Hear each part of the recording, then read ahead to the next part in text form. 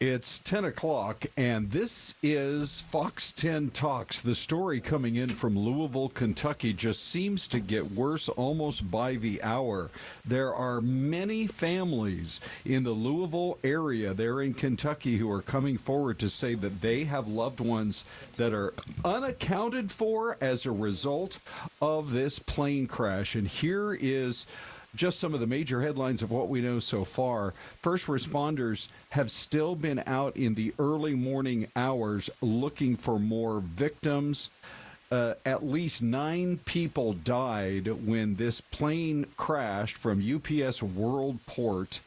It was departing from Lexington for Honolulu last night at about 5:15 in the afternoon, and the governor of the state is saying as bad as it was, and by the way, he has now just declared a state of emergency.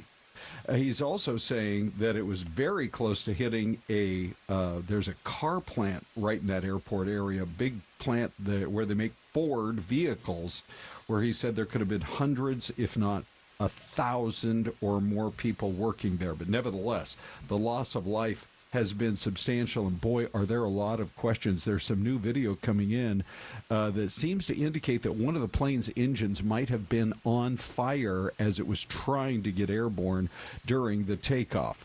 And so as we work to try to get additional information as this story unfolds, and there, for example, you can just sort of see it on the top of your screen, but it does appear that there is a fire on the plane. And then right at the moment that it crashes, well, then you see the fireball itself. So there was a news conference. There were a couple of news conferences into the late night hours there in Kentucky. You're going to hear some of what got said in those news conferences and the latest report from our Fox reporters on scene as the story continues to unfold. Obviously, everybody can see how big this site actually is. You're not only dealing with the aircraft itself, but you're dealing with several businesses that were affected. Some of those businesses have some issues and some hazards on them that we have to address as well. As you heard, this was a UPS plane that was taking off, getting ready to go all the way to Honolulu, Hawaii. So we're talking about over 250,000 gallons of jet fuel that was on that plane. So there are some storage tanks there that have propane and oil. Some of those have ruptured. You might have heard there were some secondary explosions that were happening in that area. Some of that were small tanks. Some of those were actually the relief valves. So it can sound very scary, but that's a good thing. That means the relief valve worked and it didn't actually explode. It just is releasing that pressure. So, all of that right now is contained. Now, that's still going to be a mess in that area because of the fuel leaks and the oil, but we've got it all contained, but we'll be there for a while handling that scene. We've got this area that you've got a couple of businesses. We can't be 100% sure how many people were there. There are some other homes in the area, so we went to all the places that we could check once we were on scene. But then you have such a large-scale area that was impacted by that initial crash, and you've got a fire that's covering almost an entire city block. So we're going to very, very carefully make sure we go back and check. Obviously, we hope that there were no other victims, but we're prepared to find those, and we hope that we don't find any. That UPS plane had 38,000 gallons of jet fuel in its tanks for its flight to Honolulu when it crashed during takeoff. And these images give you a sense of why officials are saying this crash was so catastrophic. You can see a fire on the left wing of the aircraft as it was heading down the runway yesterday evening. The plane ran off the runway, crashing into several businesses, including a petroleum recycling center, before exploding and creating a massive fireball that consumed almost an entire city block.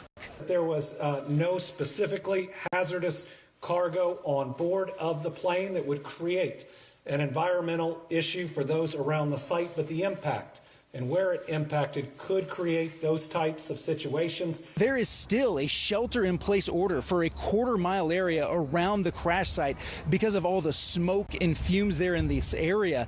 This plane was taking off from UPS's World Port facility, which is its largest package handling center in the world and typically handles more than 300 flights a day. The NTSB will be arriving here in the next couple of hours to start its work in figuring out exactly how this crash happened.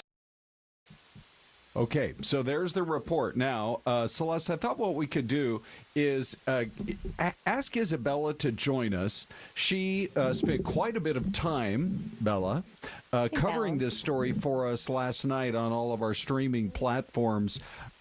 Just tell us, when did the word first come into the newsroom, and then what was your coverage like, and what were you learning as these various news conferences got underway? Yeah, so yesterday I was actually back here about to help Steve Nielsen with his newsroom live. He was doing the Fox 10 Talks in the afternoon, and then news director Steve comes back and he's like, hey, we just got breaking news of a reported plane crash. Like, let's get you in the B&R. So I went B&R, back. by the way, means Breaking newsroom. Yes, right. Yes. Okay. So I just went in there, and we had our awesome digital team just kind of help me get some stuff together, and we went live. And I ended up streaming until 7 p.m. So a very long stream. But, you know, it was really hard because all we're seeing is this big explosion and plume of smoke, and there's not a lot of information coming out. We finally had a presser that I watched and kind of teased over to, and initially they reported that there was 3 confirmed deaths. I do see now as this morning, it's now 7 people at least that are dead, at least 11 injured, and about 16 unaccounted for. But, you know, it's just really hard because, as you mentioned, it's such a big explosion. It happened in a very busy area, like near an airport. Something that came out at the presser was that the plane ended up hitting 2 major businesses. One of them was a petroleum recycling plant, and the other one was a car, like automotive repair spot. So what was really big was that they had a very large shelter in place that initially extended 5 miles in all directions of the airport. And then they Can ended you up... imagine 5 miles? I mean, if that was Sky Harbor, that would include downtown Phoenix. It would. Yeah. And then they ended up extending that shelter in place to all areas north, all the way up until the Ohio River. And one of the questions I kept getting during the stream was, why is the shelter in place like so large? And when you think about it, smoke from an explosion is already very harmful to inhale. But when you're thinking of this specific situation, the plane that crashed was full of jet fuel, over 38,000 gallons of jet fuel, because they were planning on taking off to Hawaii.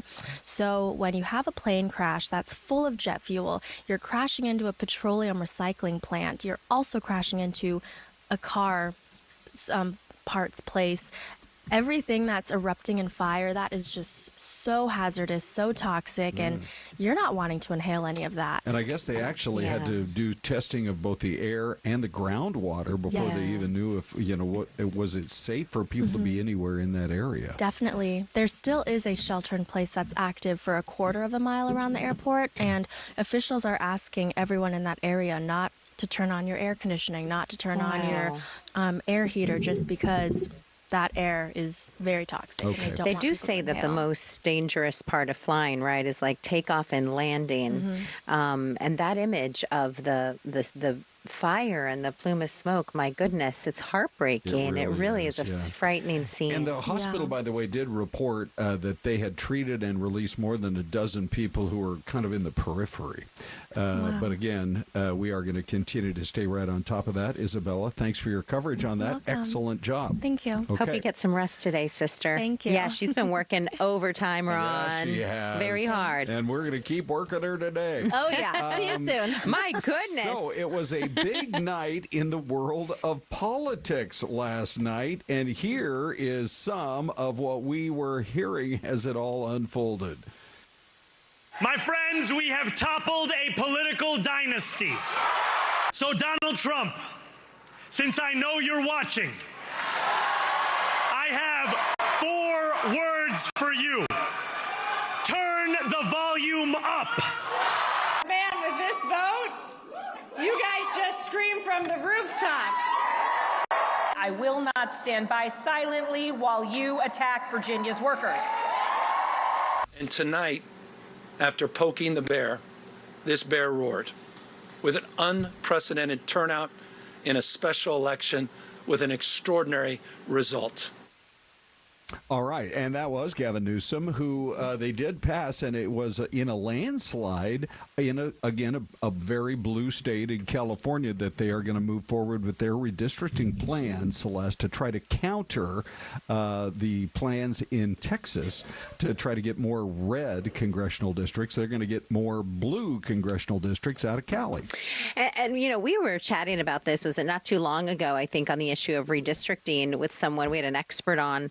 And, Ron, this is kind of a political tool that a lot of states and a lot of lawmakers can use, the idea of redistricting. And it looks as though Texas, which has historically been very red and Republican, they're moving in that direction. And California, very blue, is moving in that direction. And they say the redrawing of those lines with the districts in California could really hurt Republicans in the next. The whole thing might end up being a wash. Exactly. Yeah, because close. They're the two largest, most populated states in the nation. So let's do this. We're going to get to the poll question in a little greater fashion later, but I'm going to pop it up right now just for a second here. Grab that QR code. Did the voters send a message to the president last night? 23% say, yeah, work with Democrats, end the shutdown. Only 2% say fix the economy, and 75% are saying no, they were all Democrat-leaning states and cities that were involved, so maybe not a huge groundbreaking result. But then, of course, the question now becomes, now that we've gotten through the elections, oh, by the way, there it is one more time. If you didn't grab it yet with your camera, there's the QR code. Now, the question is, are we going to be able to move any closer to ending the shutdown? So the Hill's got a great report this morning. They do such a good job saying that a bipartisan group of lawmakers is now saying they are making progress. And Senator Gary Peters of Michigan wouldn't give up a lot of details, but he said he thinks they're in a pivotal moment. We're at a sensitive time, and we're talking, and progress, hopefully, he thinks is being made. And even Mark Kelly, who's been pretty outspoken against the president of this whole situation, says maybe we're getting closer to the end of this than we are to the beginning. And Susan Collins even said, she's a centrist Republican, it's a challenge, there are issues, but she felt like the talks are finally maybe going to be yielding some progress. So who knows where we stand, Celeste? But after the voting is now done, maybe a lot of people think they can move forward. Well, let's hope so. To be a fly on a wall where all of these conversations and deals are being made, can you imagine? Yeah, right? I mean, it's going to be, hey, okay, I'll vote for you on this end if we can make this happen. Let's hope something happens very, very soon. Okay, we're going to keep an eye on it. That is for sure. We're also keeping an eye on the Supreme Court. More to come on that in the next couple of minutes. Tariffs, are they in trouble? But first, here's your mystery cam, everybody. We'll be back in 2 minutes.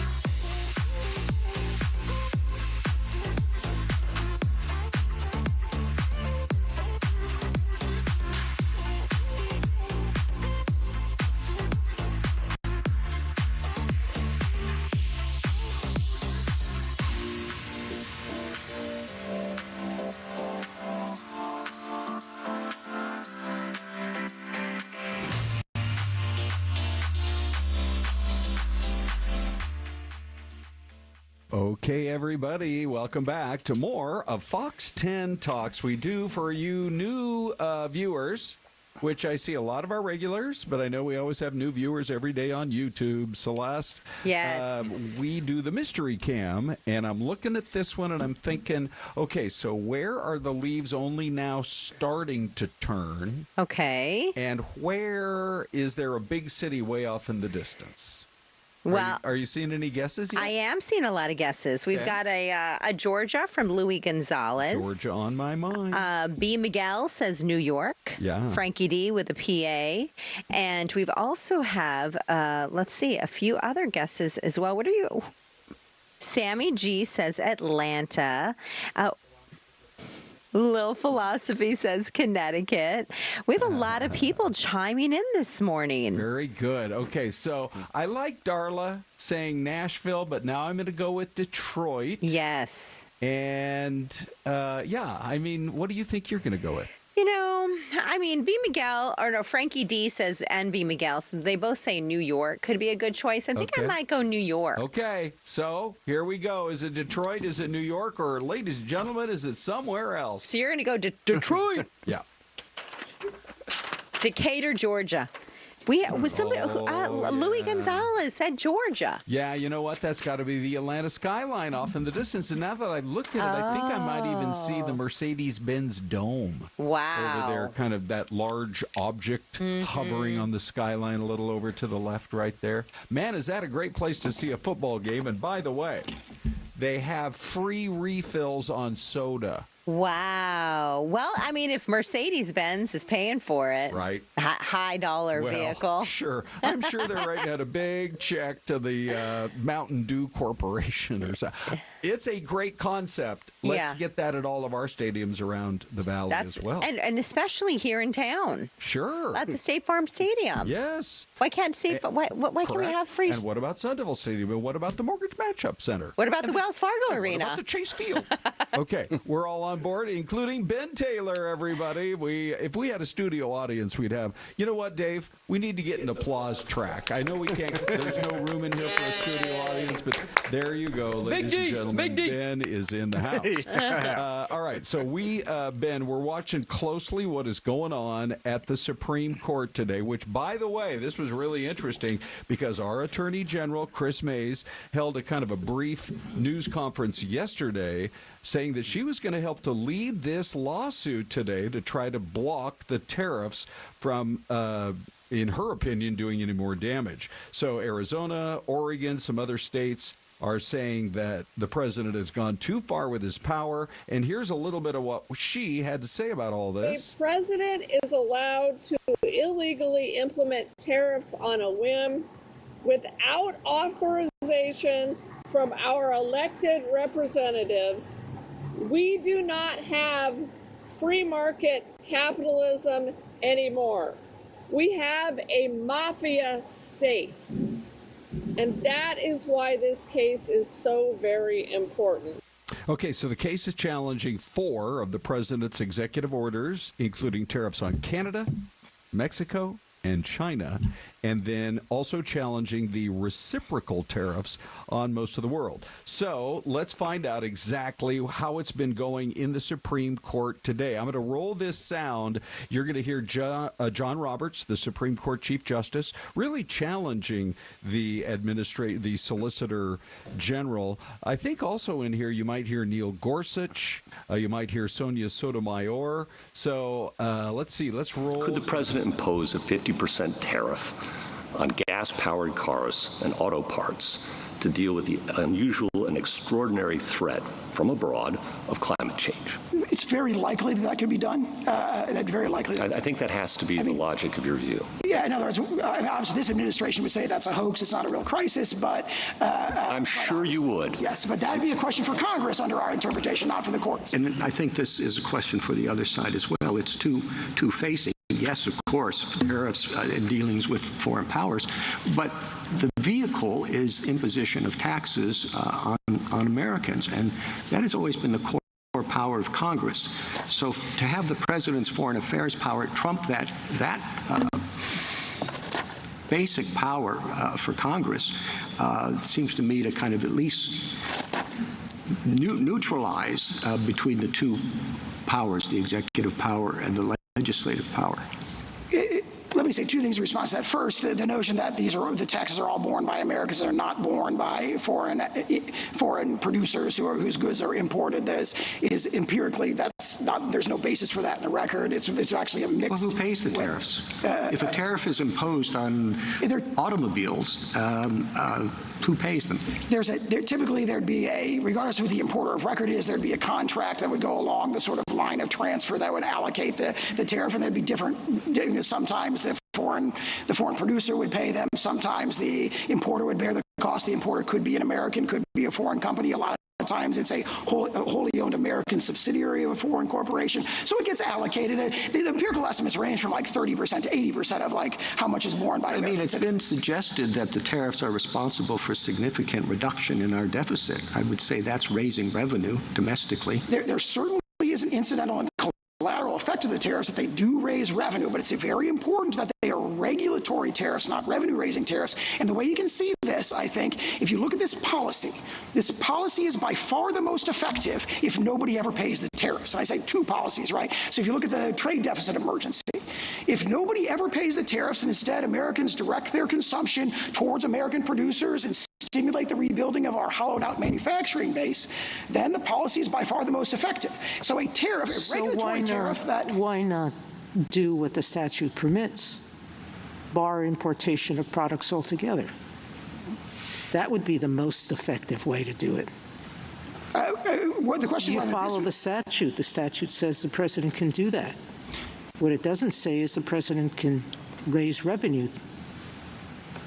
What it says is he can regulate importation and go back for hundreds of years the way you regulate quotas, pausing it, subjecting some countries and not others to importation bans.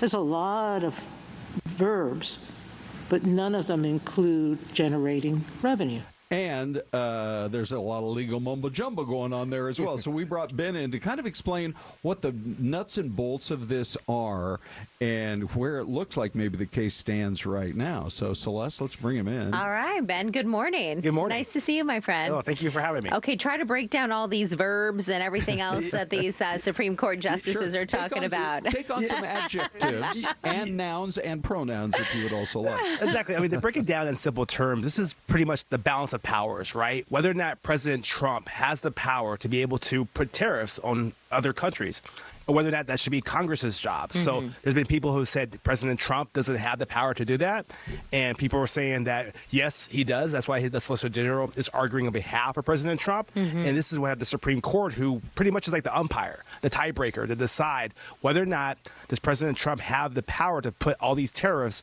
on various countries, or whether or not it should be Congress or somebody else. So basically, the Supreme Court is the highest court of our land, and at the end of the day, they can decide, whether or not they want to do it or not do it. But here's a question for you. So right now we're seeing, or at least over the last several months, some of the tariffs seem to have worked potentially when you look at maybe the visit that he had with China and the president of China.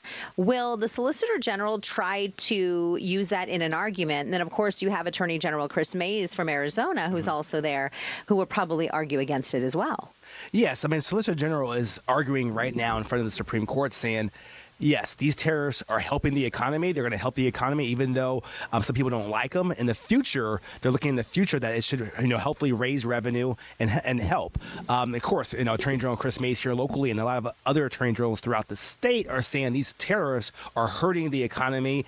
Businesses means, taxes are going up. People have to pay higher taxes for, foreign goods and to import and export goods. So that's why a lot of people in the state are mad about the tariffs. Well, they did say that they would try to expedite a ruling. We're not going to have to wait 6 or 9 months for this one. I think literally within a matter of weeks. But did it sound to you like some of these middle-of-the-road judges were pretty skeptical? Yeah, I'm very surprised at some of the judges because President Trump has appointed at least 3 judges of the Supreme Court, and some of his own judges were even kind of questioning some of the tariffs themselves. And some of the judges are saying whether or not, should these tariffs be implemented or not. But a lot of times you might see questioning going on, but the rulings could be in favor of President Trump or could be against President Trump. So just because you have a question doesn't mean that you can't really tell what the ruling is going to be. So we have a question from the chat, and this is good. Mike Fernandez asks this, Ben, and if you can share your thoughts. Does it define what emergency is?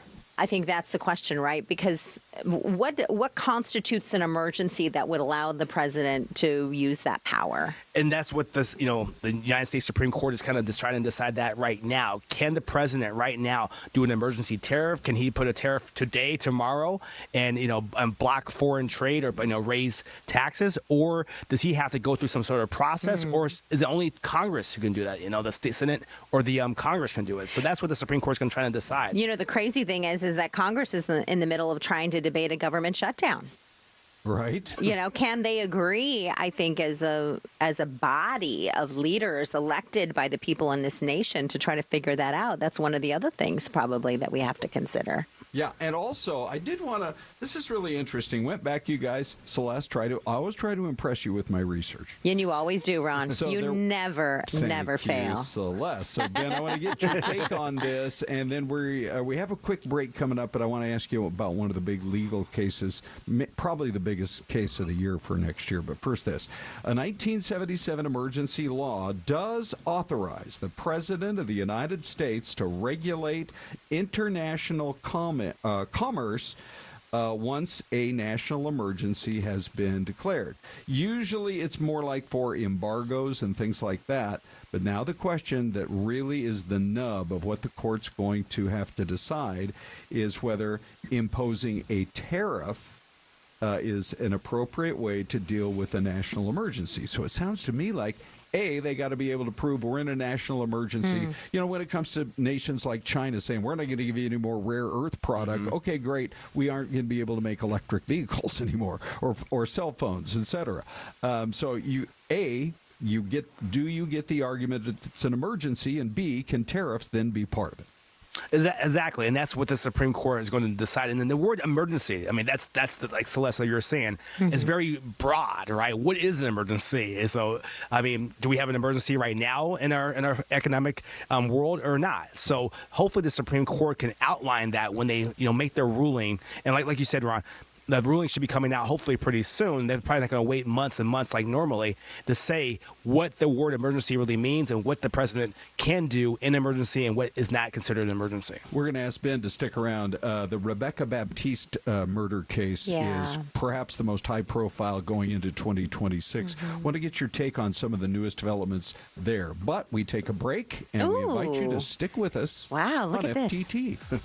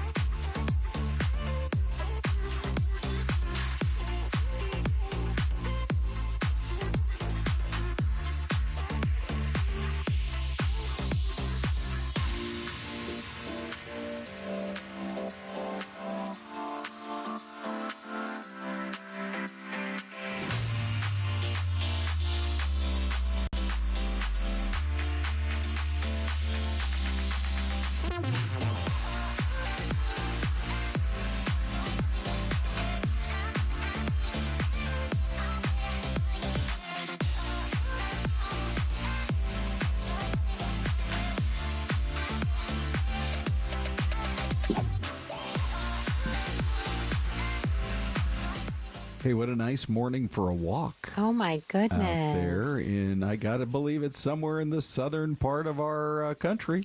It's so beautiful, Yeah, those waterways, kidding. that long. You just saw it look like a mom and her son going for a walk. I was thinking that. That's a good son. That's a good son. Yeah, and spend a good time with mom. too. Okay, so everybody, welcome back. Our guest is Ben Taylor, prominent attorney here in town, legal expert on a lot of different issues. Ben, so the trial date has been set in the Rebekah Baptiste, just the horrifying case of a little 10-year-old girl who then ends up dead. And the charges against the accused, meaning her father and her dad's girlfriend, that's Richard Baptiste and Anicia Woods, are extremely serious. The question I have, and I'd love to get your take on it here as this case continues to unfold, is are they going to be able, do you think, to get a jury impaneled in Apache County? Seems like most people, that's not a lot of population up that way, probably have heard about this case. Yes, it's going to be very hard to do this because, like you said, Ron, a lot of people have heard about this case. People might actually know who the defendants are. People might know them personally. Yeah, might know them personally, right? Might have actually met Rebekah, the daughter. So, I mean, it's a very sad case, but it's going to be interesting to see if they're going to have enough people, and they might have to bring people from other jurisdictions to come in. And I know the judge was mentioning that people might have to drive 3 to 4 hours away just to come in. And that's going to be hard because if you're going to be sitting on the jury, what jury is going to want to sit, for 3 to 4 hours, drive in, and have to be on a case that could last maybe for a whole month of your time. So that's going to be very hard, and the judge might have to, put people in a hotel, put some actual financial resources so that way they can actually make the trip down there. Because 12 people sitting on this case is going to be very hard to find. So when you're looking at where to potentially move it, do you usually stay up in counties nearby, or could they even bring it? I mean, obviously, this is a big story in Maricopa County. Would they even move it to southern Arizona, or is it something they would keep up in the high country, you think? I mean, they could keep it next to, somewhere in the high country, like Flagstaff, another bigger jurisdiction, but that's up to the judge. So the judge might say, hey, we're going to keep it here in Holbrook, and we're going to go for it. Or the judge might say, we don't have enough resources to do a big, high-profile case like this. To me, jurors know the family, so we're going to have to move it. So that's going to be up to the judge ultimately, and they're going to talk amongst court staff and decide what they're going to do. Keep it there. Are they have enough jurors, or they're going to have to move it somewhere else? Wow. We do, of course, have a presumption of innocence in this country. You are presumed innocent until you're proved guilty by a jury. But does it seem like it's going to be a tall order for the defense? I believe it's going to be a public defender in this case. Does it seem like it's going to be a tough case for the defense? Yes, I mean, this is a very tough case. I mean, I do criminal defense. I represent victims also. Right. When you have a case where you have mounds and mounds of evidence against you right now going into it, plus it's been on the news, it's a high-profile case, this defense attorney has to, make sure that they're, studying a lot in order to try to even win this case, or maybe even try to negotiate a plea agreement. Like you said, Ron, we're innocent until proven guilty. But when you see the evidence here, looking at the evidence, this is a lot of strong evidence against the two defendants. So I don't know. In this type of case, you might want to try to make a deal to plead guilty to a lesser charge. Because if you go to trial in this case and get found guilty, you're looking at life in prison. There were reports from teachers at her school right here in the Valley. If you're joining us, you don't know that much about the case. They had lived here in the Valley, lived in Apache County. There were also the body camera footage, I think, Ron, that we just showed moments ago. You mentioned kind of the mound of evidence that exists in this case.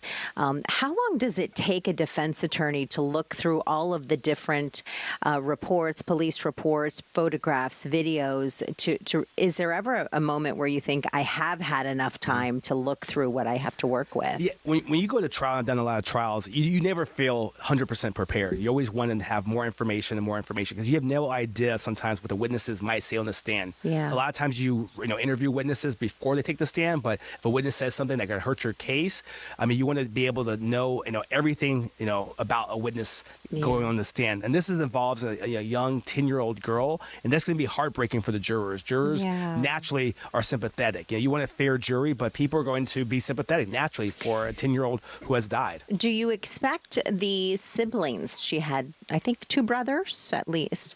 Do you expect, would they ever call siblings? It's up to the prosecution. Sometimes they will, but sometimes they don't want to traumatize other people. So if the prosecution can win the case without calling family members, then they won't. But if they have to call family members, then they will, because you need enough evidence to prove beyond a reasonable doubt that you can win this case. Ben Taylor, always appreciate your insight. I'm sure we'll be talking a lot about that case. Where would you put the odds right now? A, that they'll get it done on time in June, in about 7 months from now, and B, that it will stay in the county there or come more likely here. I think the defense attorney will probably file a motion to continue. They get more time. This is, I mean, within a year for a murder case, you need more time. Yeah.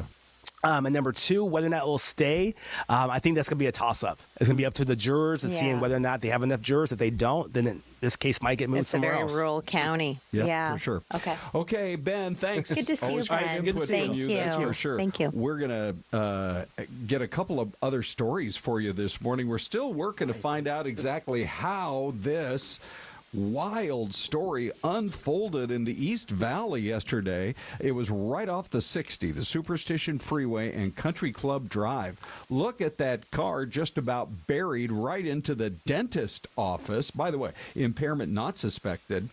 They say that it was just a situation where the driver hit the gas when he meant to hit the brake. He was trapped in the car, but Mesa PD, like they always do, responding quickly. They got him out of the car, and he was the only one that was hurt. Yeah, good news. Yeah, well done, police officers. Yes, exactly. And how about a shout out to the DPS? Did you hear what they were dealing with this early this morning, or actually very late last night? Up there just off the 303, we had another wrong-way driver, and the DPS kept getting calls, call after call. This is way out there by Lake Pleasant Parkway, which is such a beautiful part of the Metro Phoenix area, and they responded quickly. The trooper went out there, and they were told used his vehicle. Beyond that, it's not quite clear, exactly, but was able to end the situation, and they took the driver to the hospital as a precaution. Most of the time, there's impairment involved. And we'll just wait to see in this particular case. That's pretty remarkable that the officer was able to stop him and no one was injured. Yes. Because very often they're going at very high rates of speed. Yes, drivers. Right? We've had, unfortunately, so many of these cases with the wrong way drivers. And a lot of times someone's injured or even killed, sadly. It always makes me nervous when I get on the freeway in the very early morning hours and they'll have an electronic sign that says wrong way driver ahead. Yeah. I'm like, oh, boy, I want to get off the freeway completely, but I don't. Well, and I mean, usually it's in the evening hours or early morning, but we've seen them in the afternoon. Yeah, it's all hours, but it's typically we get a lot of them after the bars close. The bars close at 2, 2:30, 3, 3:34. Seems like a lot of them happen in that time frame. This one, by the way, was right around midnight. Okay, let's hear what President Trump had to say after what turned out to be a good night for the Democrats, not a very good night for any of the Republicans that were up against them. But I thought we'd have a discussion after the press leaves about what last night represented and what we should do about it, and also about the shutdown, how that relates to last night. I think if you read the pollsters, the shutdown was a big factor, negative for the Republicans. And that was a big factor, and they say that I wasn't on the ballot was the biggest factor. But I don't know about that, but I was honored that they said that. I think they will. I think they're kamikaze pilots. I just got back from Japan. I talked about the kamikaze pilots. I think these guys are kamikaze. They'll take down the country if they have to.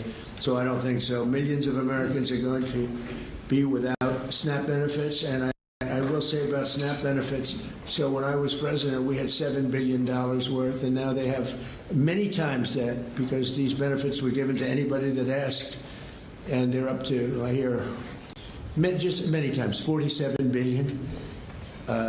So it wasn't the purpose of SNAP. It was for people that really had problems, down and out, people that really had problems.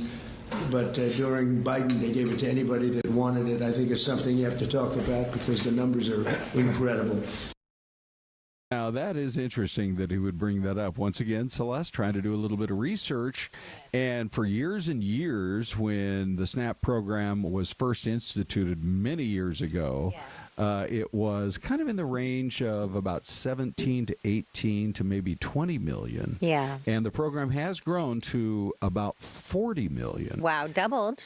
Yes, yeah. And I don't know if poverty has doubled in the country or not, or exactly kind of what's led to this particular moment in time. But boy, we have a lot of people who do rely on them and really need them. And if they can't get those benefits, we're going to see longer lines of food banks. Yeah, well, part of it may be inflation, too. Things have just gotten more expensive, so it's harder for families to make ends meet. Yeah. But I know our population isn't increasing. I mean, how many studies have we seen where, like, population in the United States is dropping, populations in other countries are rising? Sure. And so we need to be fruitful and multiply in America, Ron.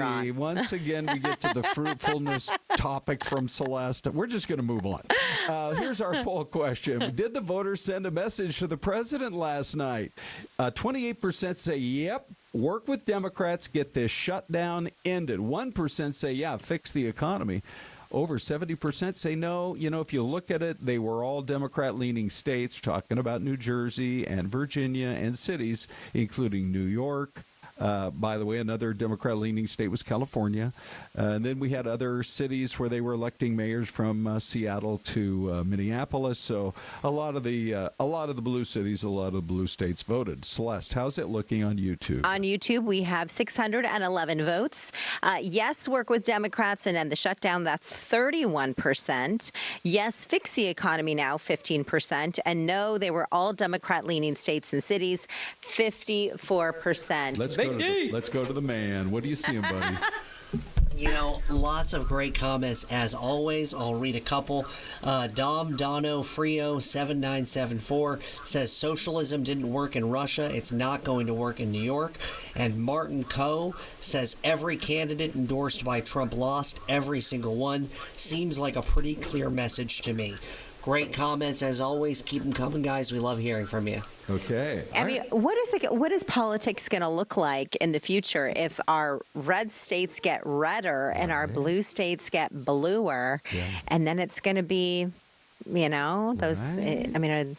Well, we were at one point where I think the number was something like close to 95% of members of Congress were getting reelected. This goes all the way back to the Reagan era. And, it seems like the only way there's really movement is if there's a sweeping change across the country and all of a sudden you have a candidate at the top of the ticket who's either red or blue, and then that starts to move it. But otherwise, what about all these swing districts? I mean, it's a good point. Maybe we need some more grassroots efforts, Ron. Knocking on doors, handing out flyers. Yes, okay.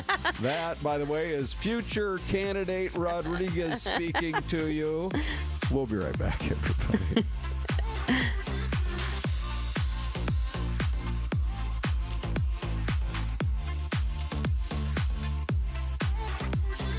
Isabella, that was perfect. Are you? I like when you lead us with the what music. Would you?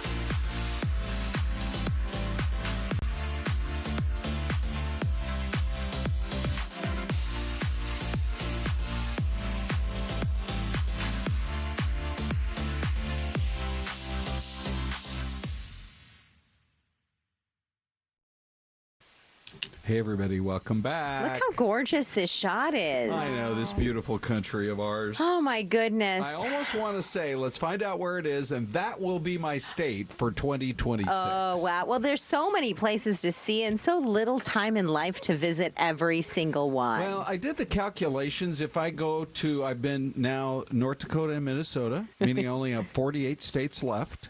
Yes. I am in my 60s.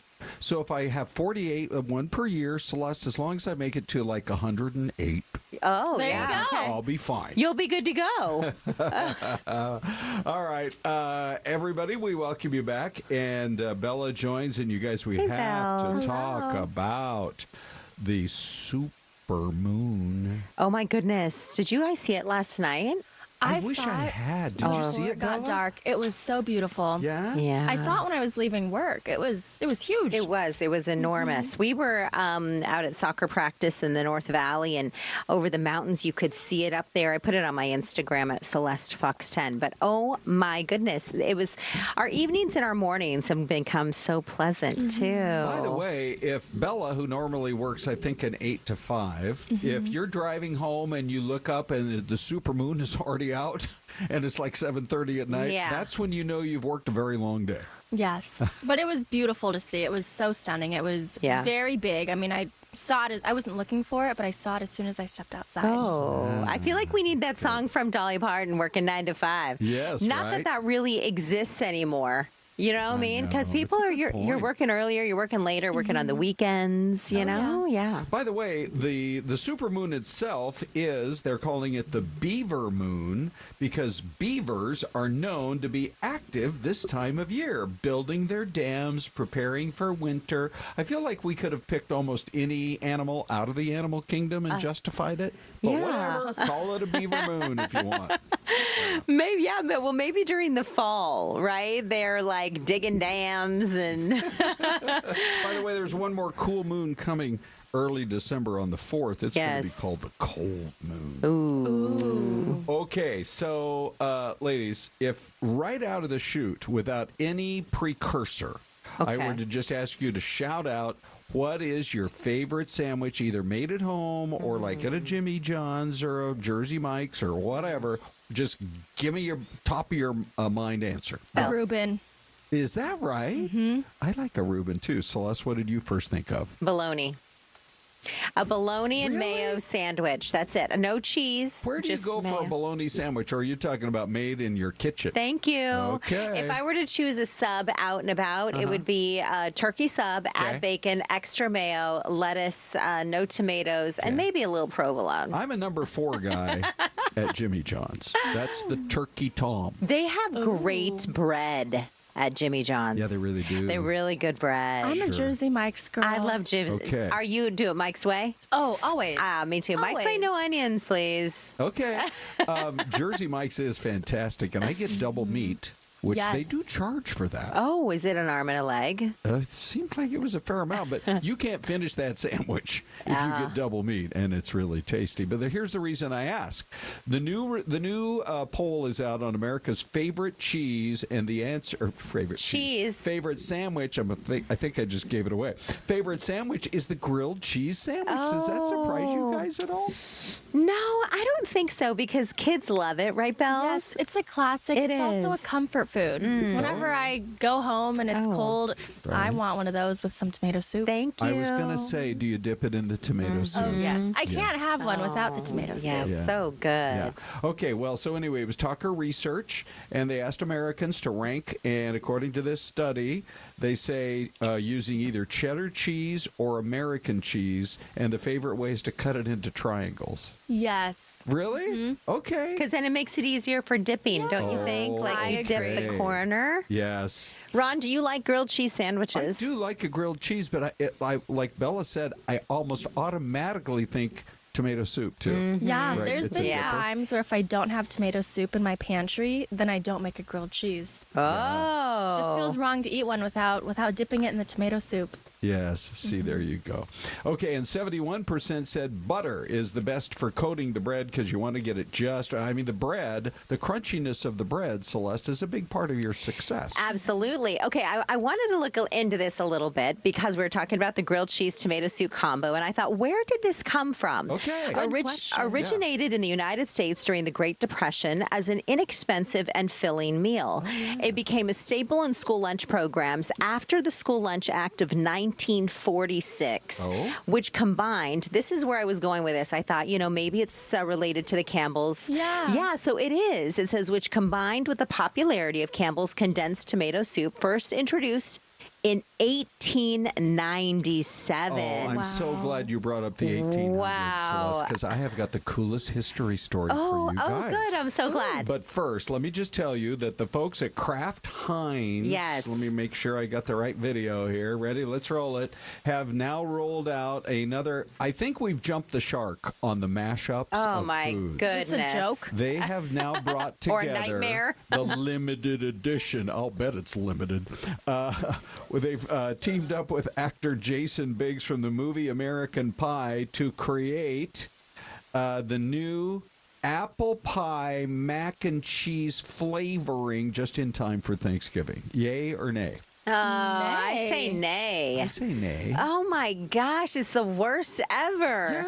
Yeah. Are these marketing people? What are they related to the marketing people at Cracker Barrel? They are stretching here. Bella, I have to tell you, I said on the air today on the TV side in the 6 a.m. hour, I said, I think if this is the way it's all going, I'll just take part of an apple pie and I'll just take part of mac and cheese. Oh, and put it on top. Throw it in a blender and then I'll eat it. That's what we've come to. Come on. I actually think maybe an interesting idea would be to take Mom's homemade apple pie or the one from Costco because it's cheaper. Yeah. And then you top it with a little Kraft mac and cheese, and then maybe you try it that way. Okay. But that would be better. That wouldn't be bad. So here, you guys, here's our cool little history story. So I'm driving through Pittsburgh on my recent vacation.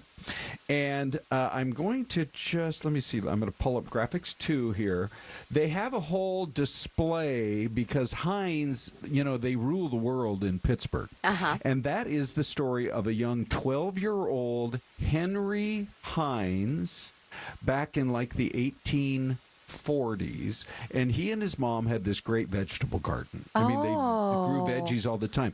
And she made a homemade horseradish sauce that a young 12-year-old kid said, Mom, I'm going to start canning that or getting it in jars and selling it here in the neighborhood. And that is how the Heinz company began. Wow. All from a little 12-year-old who said, I think I'm on to something now. I'm just looking for, here we go. Okay, so within, 20 or 30 years, this is what his factory looked like. That is so Pittsburgh. impressive. All from a 12-year-old who said, my mom makes something really good. I'm going to go out there and sell it. And then when the factory was like at its height, what do I see? 1, 2, 3, 4, like 7 buildings, probably employing thousands of people. At the HJ is for Henry J. Heinz. Wow. Out of the mouth of babes. Yeah. Out of the mouth of babes. That is so. I bet he got a great Christmas present.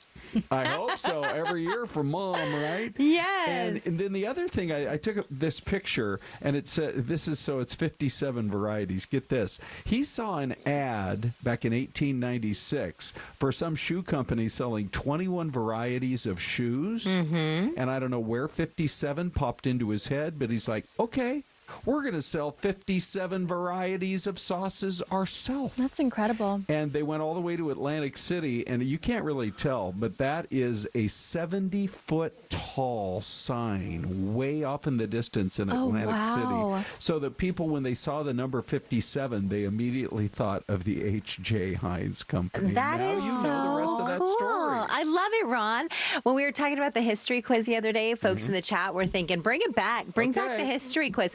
Okay, we have a comment from B. Miguel. He says, I've seen people put a slice of cheese on their apple pie. And I thought, you know what? You're right. Yeah. Maybe that's where they came up with the concept. Okay. You know what I mean? Yes, right. Yeah. Maybe so. Well, okay. So anyway, you guys, by the way, they say that's the #1 museum in America now. Yeah. Is the Pittsburgh Museum in downtown Pittsburgh. Wow. They've got the makeup of the set of Mr. Rogers. Oh, Remember how cool. The Beautiful Day in the Neighborhood? Absolutely. They shot that in Pittsburgh. It's really cool. So if you're ever there, it's 6 floors of history. And Renee put up with me there for 2 hours. Thanks for sharing my that, Ron. goodness. That's so nice. Wife of the year. There you are. Ron, can I ask you your advice real quick on something? Sure, your Celeste. thoughts? This could be dangerous, Bella, but I just said yes. So go ahead, Celeste. I'm kind of stoked about the new QB for Cardinals. Okay. Jacoby Brissett. Yeah, yes. we were talking about him in the car yesterday with my 16-year-old son. Okay. And he's like, Mom, he's played with like 7 different teams. He's a veteran. He knows his way around a field. And they won. So are you thinking quarterback controversy? Should they stick with him? I think if they keep winning, I think there's going to be a QB controversy. Really? Yeah. So I think you just keep your eyes. If you got a fantasy football team, Okay. I'm rooting for Jacoby. Yeah. I don't have him. He's not my QB. Do you? I shouldn't even ask this because I know you guys don't know the answer. But how tall is he? Because one of the things with Kyler is he's so short that I think sometimes it's a little bit difficult to see over the 6'7" offensive lineman and the even bigger guys on the defensive line who are coming right for him, and so therefore he scrambles a lot. But Celeste, you have the ability to come up with answers like this. How tall is Jacoby Brissett? Well, I went ahead and I accidentally put it on YouTube. Here, hold on. I'm going to put it in Google. All right, here we How go. tall is Jacoby Brissett? 6'4". 6'4". Yeah. That's probably better than 5'11". Yeah. I think. Yeah, I think it is better than 5'11". But you know, there's a saying in football that the most popular guy on the team is always the backup quarterback. Because, you know, there's always, I mean, unless you had Tom Brady as your starting quarterback, every quarterback struggles now and then. Well, Tom Brady at one point was 4th string. He was like the 4th man down. He talks about it all the time. Yes. And then he started eating right and working out and studying film. And next thing you know, they call him up. What happened? He got called up like because somebody got hurt or something. Yeah, well, Drew Bledsoe. Yeah. Yes. And so then Tom Brady jumps in, and next thing you know, he's like, he says it all the time. If they put me in, they're not taking me off the field. Bella, I don't know about you, but I feel like I just got a pep talk from Celeste. I know, What do you me think? too. I feel like I need to run on the field and You do know some what? workouts. You guys are going to have a great day. I am totally stoked for the rest of your day. This is the Celeste. beginning of an amazing day for both of you and all of you at It's home. like we're riding in the car going home from practice. Yes. With Mama Yeah, Celeste. I believe in you. I believe in you. Hey, guess who's coming up next, you guys? It's Ty and Anita. We'll be back with a lot more in the next 11 a.m. hour on FTT.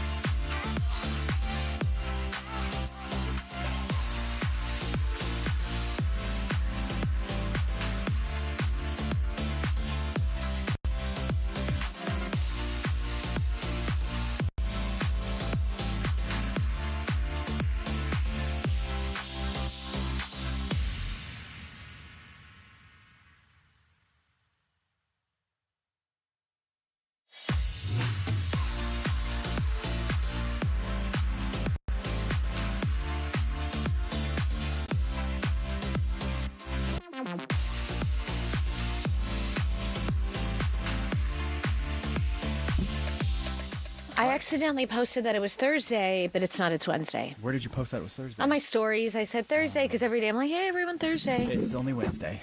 So you got, you can save that story for tomorrow. How about that? Put it in your drafts and repost tomorrow. Well, welcome on in, everybody. Time now, 11 o'clock. We're going to continue things here on Fox 10 Talks. On your Wednesday. On your Wednesday. Yes, on your Wednesday, not Thursday. And I'm very excited about our first guest here this morning. I want to introduce you to Lora Webster. Hello. Good morning. Good morning. Give us your backstory, and you brought a very impressive piece of hardware with you. Hold that up. Let the camera see it if you don't mind. Where am I looking? Right. I think, yay! Yeah, there it is. My gosh, Yes. wow. So I am an Arizona native. I went to high school here and played volleyball. When I was 11 years old, I was diagnosed with bone cancer, and I lost my left leg to that. And I continued to play standing volleyball. I played through high school. We won state in 2004. Go Cactus Shadows. Yay. And when I was playing, somebody noticed my leg and my prosthetic and said that they were starting a Paralympic team. And I had no idea what the Paralympics were. I didn't, and it was sitting volleyball, and I did not know what that was. So I was very hesitant to start because I never viewed myself as disabled, and playing a disabled sport was something that I didn't want to do. But I went to the training center in Colorado Springs and saw it, and I fell in love with the sport right away. And I've been doing that now since 2003. And I've been to 6 Paralympic Games, and we've medaled at each one. And this is one of 3 gold medals that we've won the last 3 games. That is unbelievable. Yeah. It really is. You made such an interesting point that you said, I never considered myself disabled, and I didn't want to play specifically in this for that reason. But that is just as hard, just as difficult, just as challenging than volleyball, the volleyball you played in high school. Yeah, so there's a big stigma in the U.S. that adaptive sports are like a watered-down, easier version of able-bodied sports, and it's actually not true at all. Sitting volleyball is incredibly hard. It's a full-body sport, and I can promise that you're sore after the first day of doing it. You got to use every part of your body to play. Well, that's what I was going to ask you, because obviously you have a prosthetic, so you're able to walk around, but then when you transition into sitting, are you in a chair, or nope, we're literally sitting on the ground. So okay, I didn't know if this was like training, but you're actually just sitting on the ground. Yeah, so most of my teammates are lower leg amputees. Okay. And we don't wear our legs when we play. I was going to ask if you, because in these photos we see that you're wearing your leg. Correct, yes. But when you're actually competing, you do not? No. Okay. We move a lot better without our prosthetics on. We can move faster and more freely. In these pictures, this was at the Wounded Warriors event that we just did at Ability 360. And so I was not really playing, I was demonstrating. I did get to play around with them a little bit, but did not come prepared to actively play. So this is just us sitting down and playing around. What was the transition like for you then? To go from the standing volleyball to this, was there a lot of training involved? Oh, definitely. Yeah. So being a volleyball player, that obviously helped because I had the skills down, but the movement in sitting volleyball is crucial and very, very difficult to master, because you immediately, in the rules, you have to have one butt cheek on the ground when you contact the ball. And so, like, offensively, like when you're attacking or blocking, you have to be in contact with the ground, and everybody's instinct is to come up onto your knee to try to block.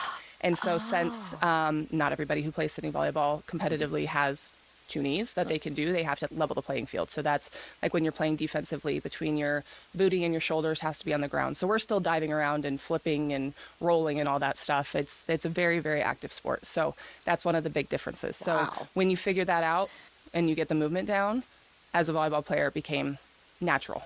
But difficult and challenging. Unbelievable. Yeah. Can I go back when you mentioned that you lost your leg when you were 11? Correct. Can you just talk about, I cannot imagine being 11 years old and then being told that you have cancer, and not only that you have cancer, but that they have to amputate your leg.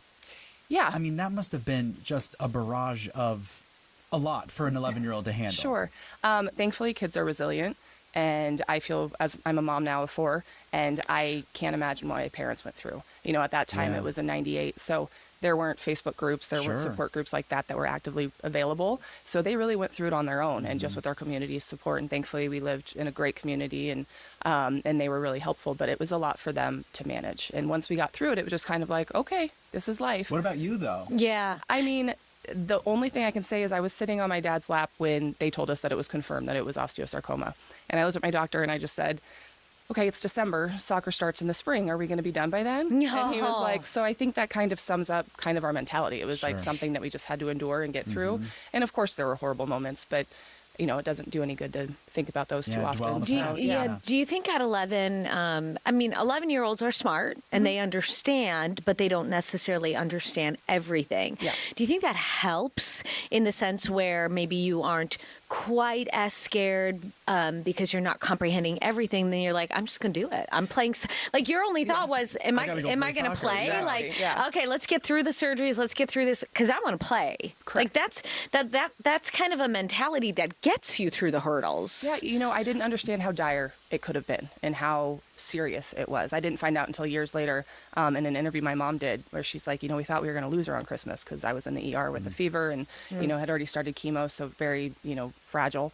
And I had no idea. So I understood that it was serious and that, yes, I was going to lose my leg. My parents actually let me decide what surgery I wanted to have because it was going to be my life. And it was a very big decision, but they let me choose how I wanted to go forward. And so I had a really cool surgery called rotationplasty where the tumor was right below my knee and they cut below the tumor and above the growth plate in my femur.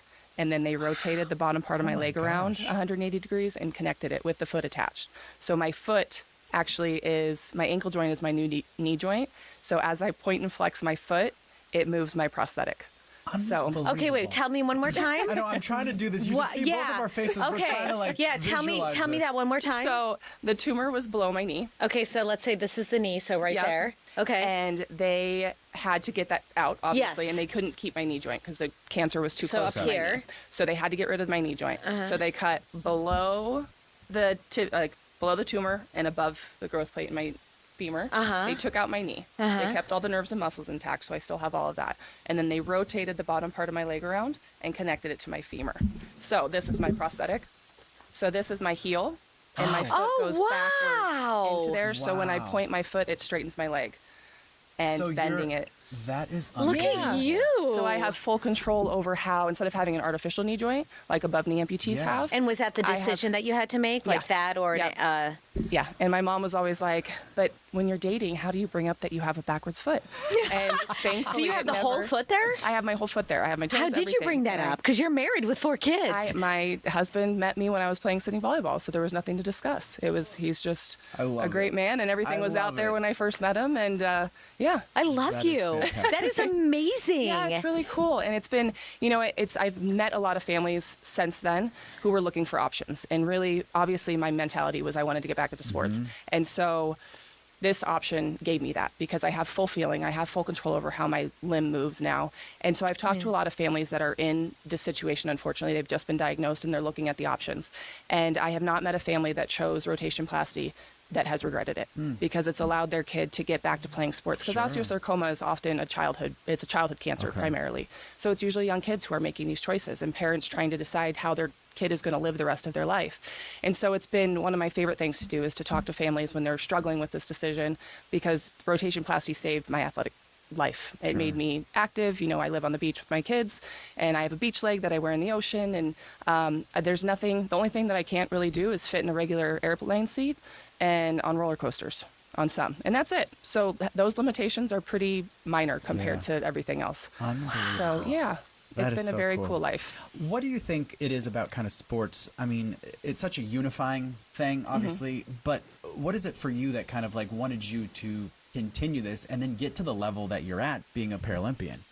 The opportunity when it presented itself, I was playing at Cactus Shadows and had been playing club, and I kind of decided then that I could play for my country and I could help people who don't know that the sport existed like myself, and I could help them learn what adaptive sports are and continue their career if able-bodied sports aren't for them anymore.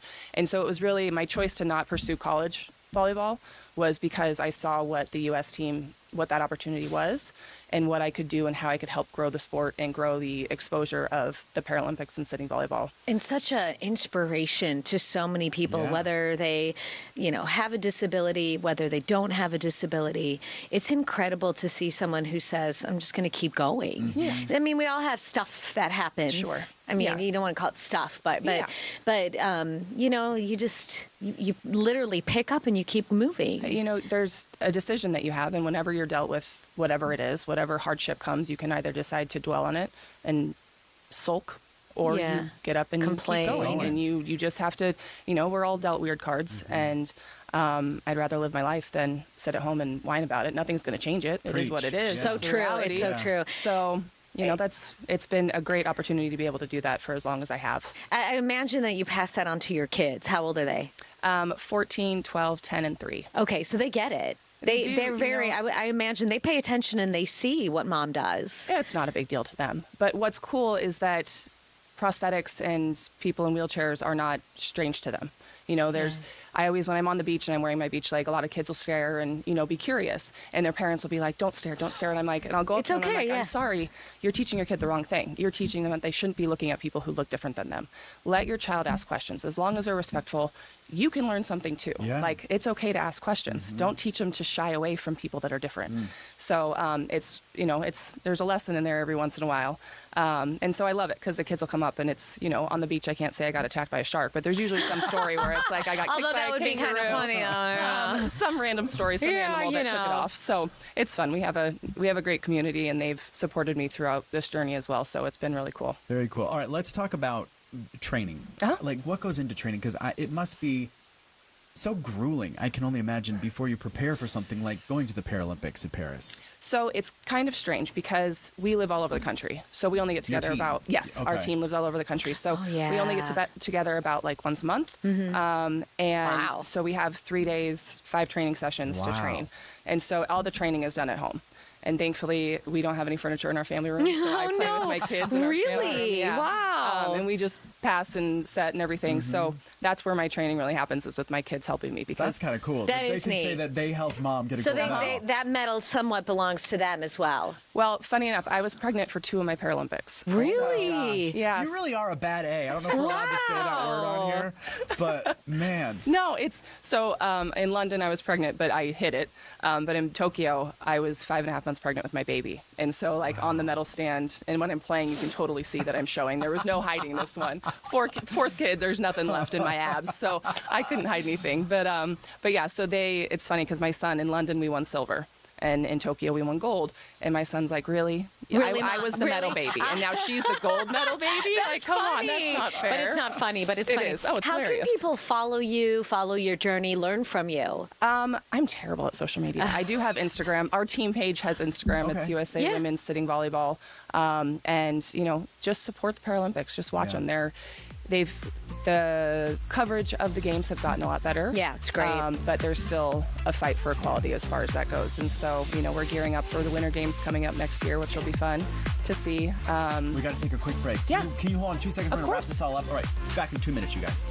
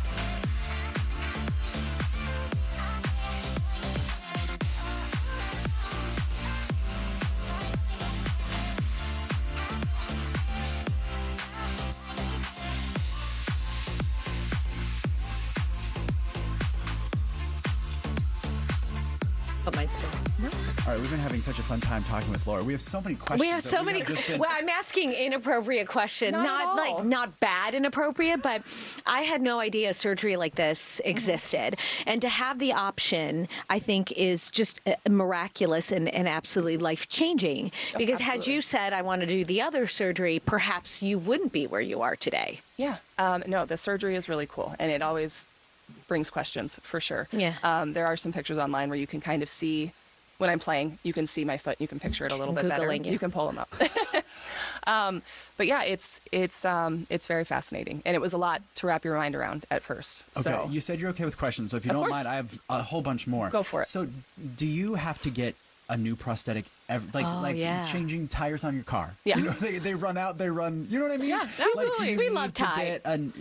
Is that something that has to happen? Okay, so I'm terrible because the leg that I'm wearing right now, I had made when I moved to Phoenix in 2001. So it's like 24 years old. Which is stupid. And but if it ain't broke, don't fix it.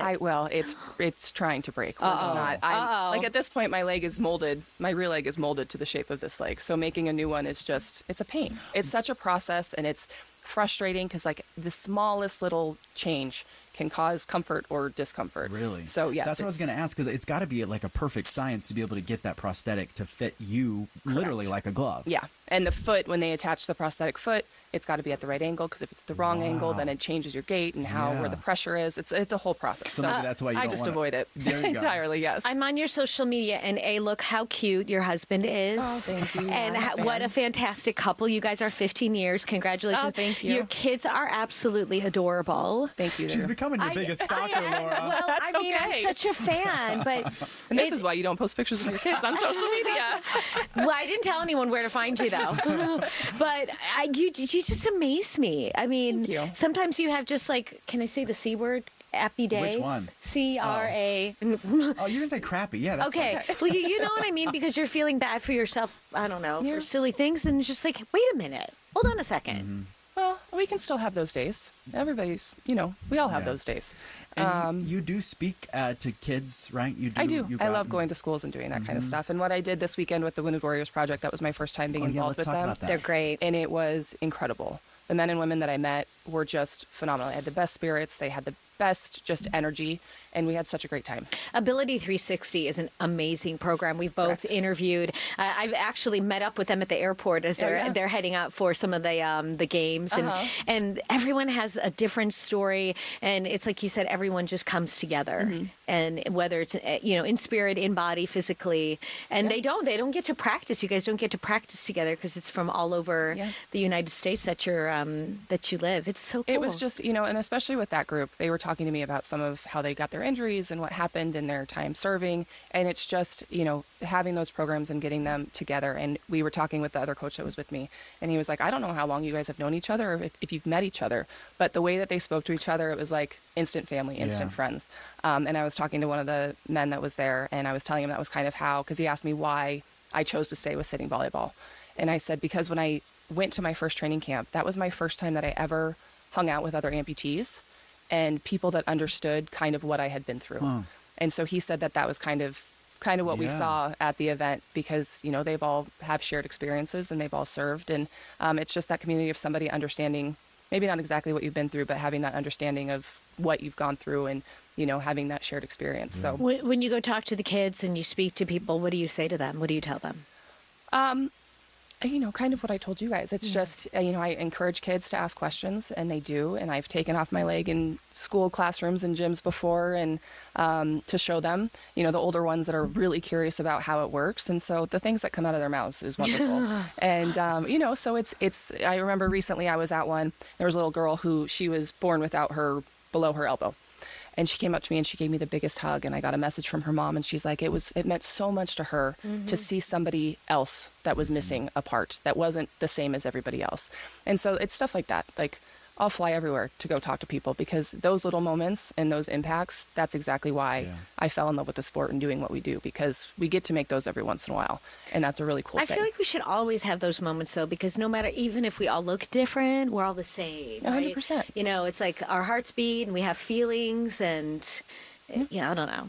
Yeah. It's, the cool thing, I wear shorts all the time. Like I said, we live at the beach. And the cool thing is that I don't shy away from showing my leg. And so it really, people will ask questions, and I love it. Even adults who often don't take the time to do stuff like that and, again, just turn away.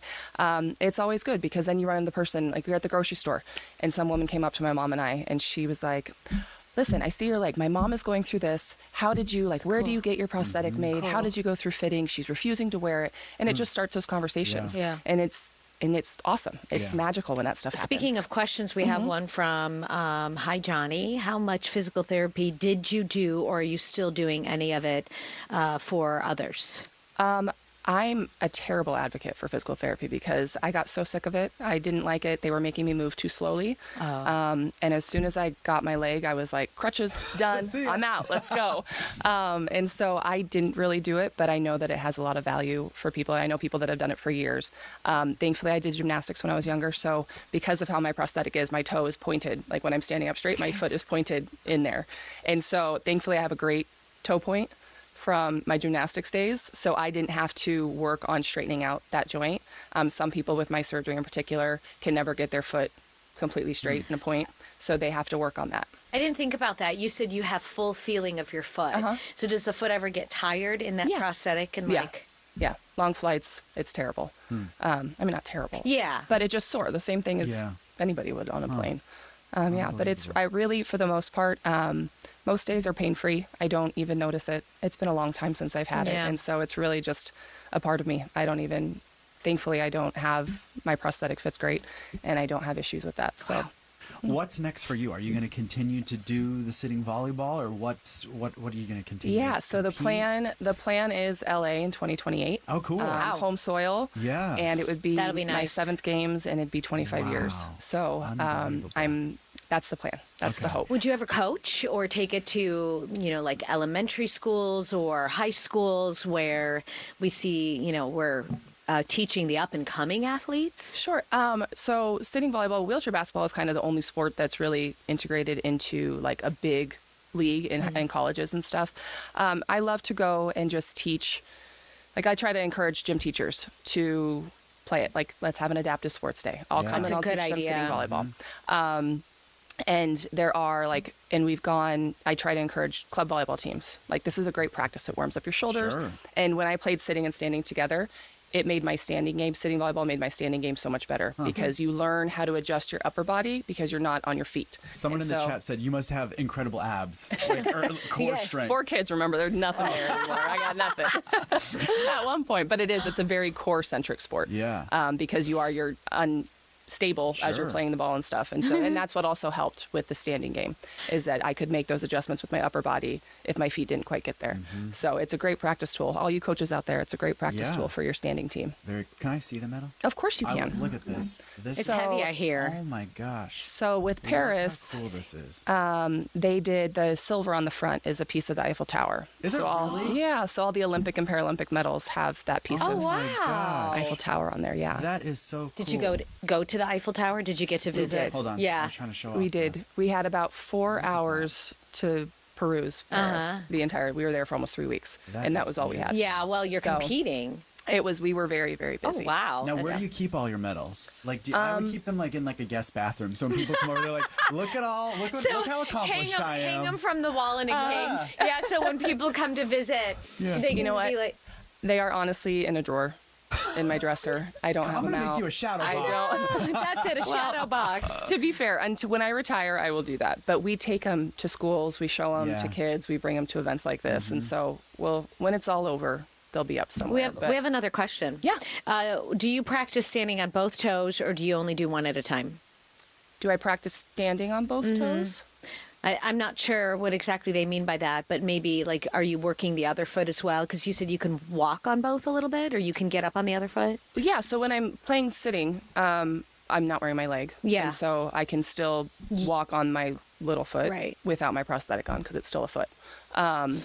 But no, when I walk with my prosthetic, it's just my gait is normal. Now, leading up to LA, now do you know yet who your teammates could potentially be? I know we're still few years out. Yeah. But do you kind of already know maybe some of your former teammates will be coming on to Team USA with you again? Yeah, so we've still, right now, I think we have a roster of 20 women on our team. and we travel with anywhere from 12 to 14. So we all train together, the entire squad, and then our roster is released, and whoever's on that roster is on for that tournament. Gotcha. That's what I was going to say. So 2028, obviously, we have some time. Do you already know for certain that you'll be on the team? No. No. Okay. We won't find that out until like June or July of 2028. Okay. Yeah. So it's strenuous when that email comes out. Yeah. But it's been, if not, I will be there to support my team, and it's been such an awesome experience and career. Now in the off season, I mean, you mentioned that you play with the kids and stuff like that, but are there other like competitions, tournaments, other competitions to kind of keep your skills sharp, so to speak? Yeah. So we really don't have an off season. It's goes by quad. So every quad, we've got certain tournaments. My team just competed in at the World Cup in Fort Wayne, Indiana. We actually had 2 tournaments on U.S. soil this year.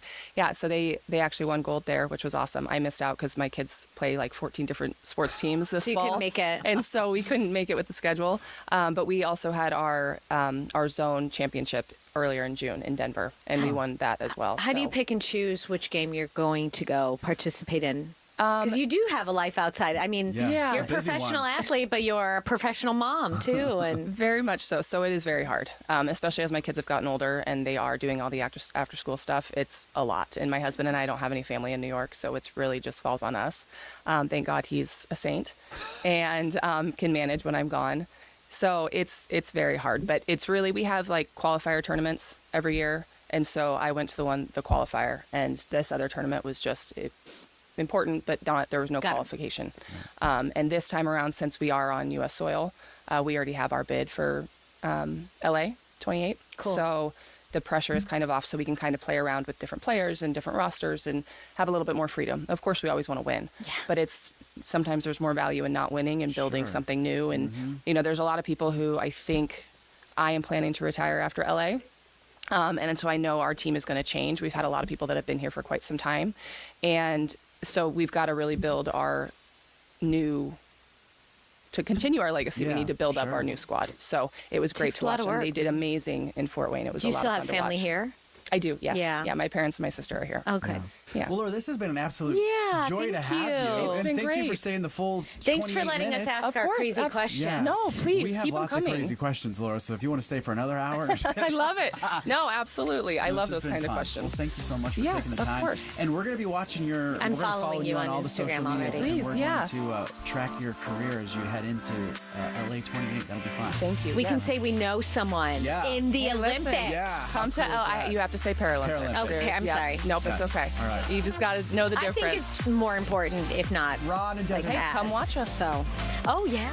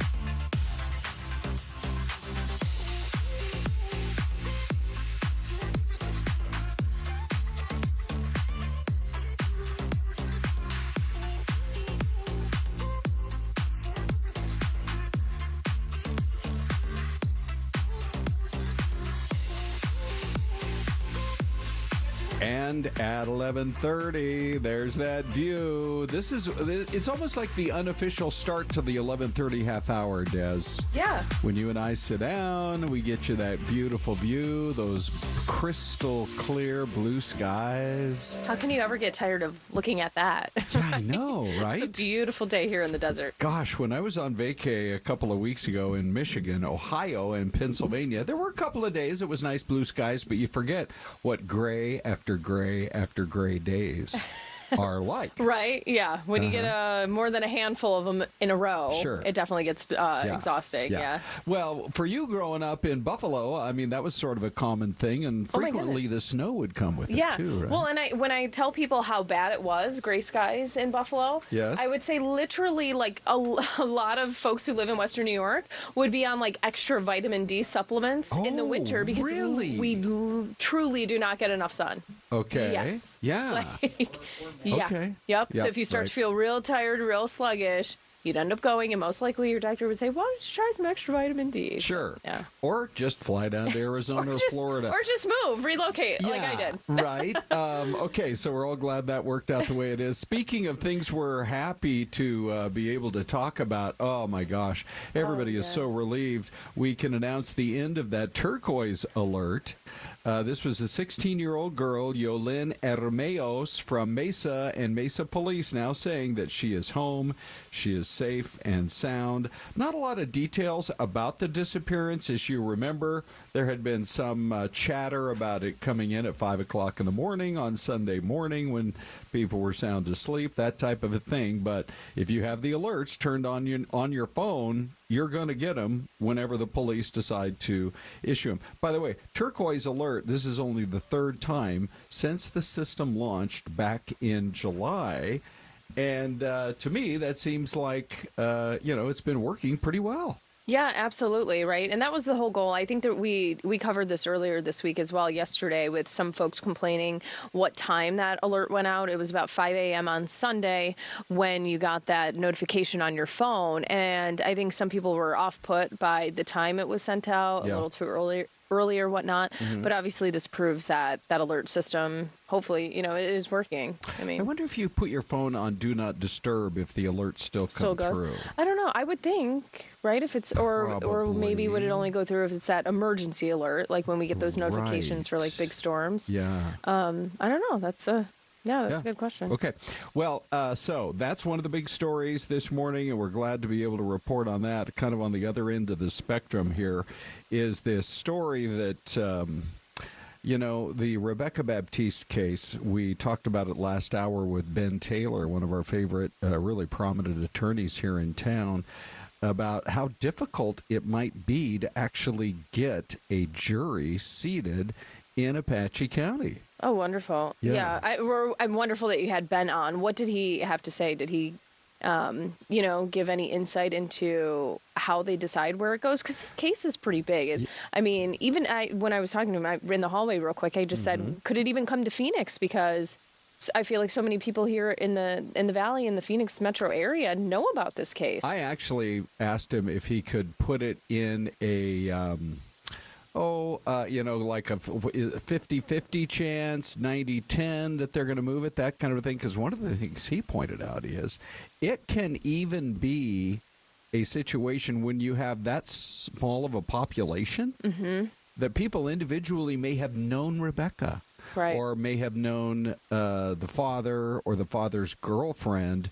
And there just is not a huge population base there. And this is, one of the most heinous murder cases that they have ever seen up in that part of the state. It's hard to imagine they're going to be able to find a lot of people who haven't already kind of come up with their own opinions about it. Oh, absolutely. And we reported earlier this morning, too, the judge was even having a difficult time getting the information back from potential jurors, whatever forms that they have to fill out. They weren't receiving them back either, in a timely fashion. And there's something unique about that county where it's a very long, narrow county. I don't know. It's way over 100 miles. It might be 150 miles from top to bottom, from north to south. It could be even more than 150 miles, particularly as you drive it. And so if the jury pool includes the whole county, you could have jurors who are in a situation where they live 2 hours away.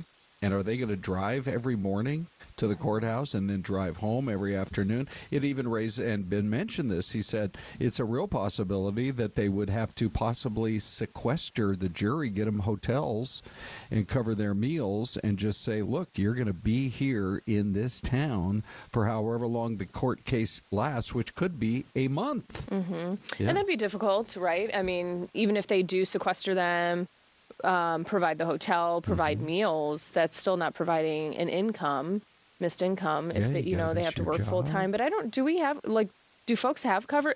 Well, you'd have to be working at probably a full-time job with benefits. Yeah. Do they cover if you are sequestered part of a jury? Right. What if you're just working part-time and you don't get it covered? Anyway, here is some of the highlights of what Ben had to say when we were talking about it just a little earlier.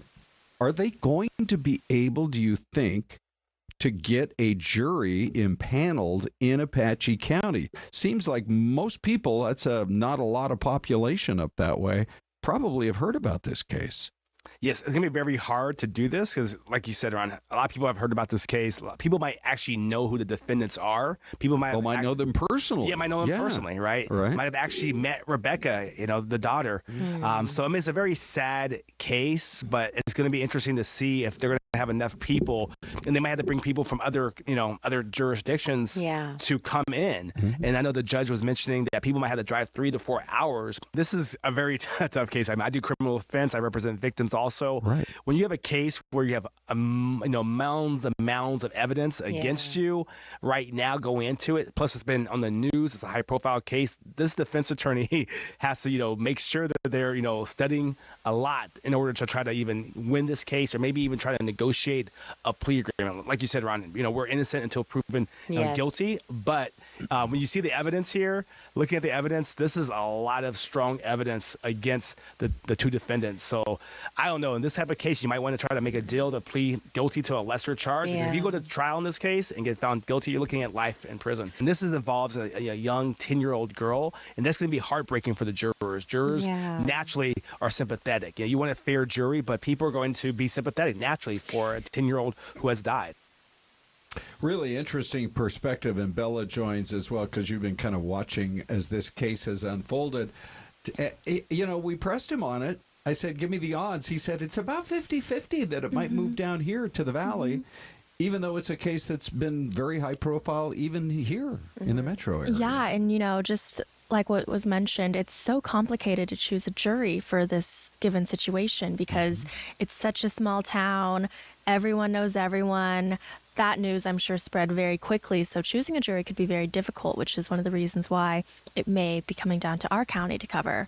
It's a devastating story, of course, but the good news that our lawyer was saying is that there's a lot of hard evidence. So I'm very interested to see how this all plays out. I also thought, Des, that one of the questions that Syleste was asking, and Bella, you can weigh in on this as well, that when there's this much evidence to go through, we'll see whether they actually get this trial underway by early June. We're only, 7.5 months away? Yeah. Definitely. Okay, so we'll see how that story unfolds, but it was great having him in and to get some good perspective. Yeah, I'm glad Ben was in. Okay, on to our next story now, and it has to do with the use of the grappler. I don't know about you guys, but if I was in law enforcement, I would love deploying the grappler. Me too. I'll have to ask my husband. Yeah, right? You have to ask him if he's What's your tool of choice? Yeah, has he used the grappler yet? No, not yet. Okay, good. Well, trust me, you've heard of the story by now during a commercial break or something. Well, we're about to show you right now because there's a man from Santan Valley. How did they catch him? Well, they were tailing him, and they actually had to use the grappler. I think we've got that video ready. Let's roll it right here. Look at this. Boom. And then it deploys, and you're not going anywhere, pal. You know what? You're lucky you didn't veer into the lane of that sand and gravel truck. And here they are. Look at this with the canine. I mean, this is like picture-perfect police work. They have the canine ready to go, and then what do? They get into his house. Now, he is under arrest on child pornography charges. Sheriff's team stopped his car right there in the middle of the traffic, And deputies approached the car with guns drawn. The guy, he's now been identified, the suspect in this case, 26-year-old Brandon Phillips, surrendered, taken into custody, and then processed. Here it is one more time. I do think, Des, the technology that our police officers have, you know, from tasers to the body cam to these grapplers, is really impressive.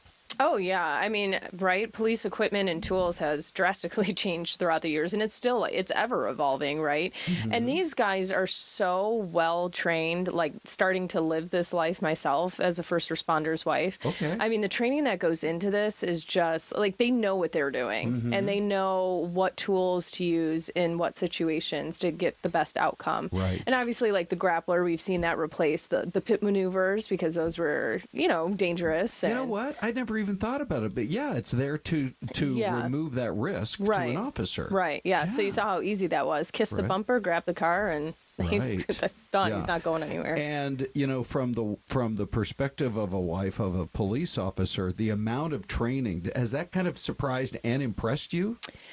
It has surprised me, and now I almost, in a way, understand when we hear, like, the police department, we're short how many officers here in Phoenix alone. Mm-hmm. And now, having lived the experience of my husband becoming a police officer, I can see why. It takes a lot just to get through the interview process, just to be cleared, to get accepted into academy, to go through 6 months of academy, because that's full time. So you can't work a part-time job or maybe, you know, even a side hustle while you're in academy alone. So it takes a lot of dedication from, if you have a family, the entire family unit, just to be able to do that.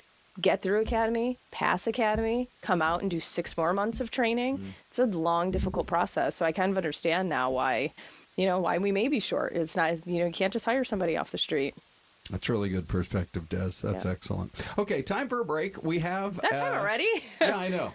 Just that fast. Oh, this is a good one. We call it the Mystery Cam, and we'll let you kind of ruminate on this for the next 2 minutes, and then we'll be back with the answer. Bella, thank you. Des and I are back right after this on FTT, Fox 10 Talks.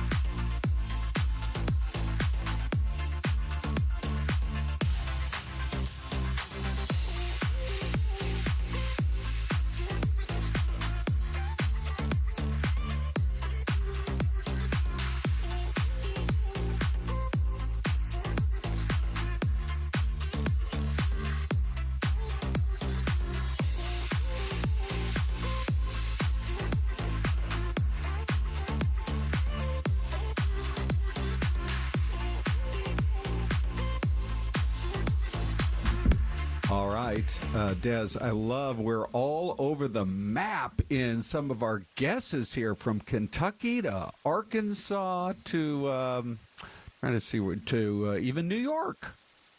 How about this on the mystery cam? What do you think? It's hard to go against Brandon, who's guessing New York, but I feel like the leaves would be turning a little bit more. Just a guess. And Louis and Halakita are both going Pennsylvania. Okay. I don't know. I want to go New York because that's my home state. Okay. Let's do it. But I don't know where. Yeah, so you know can't New York pinpoint like the back of your hand. Ugh, well, I know.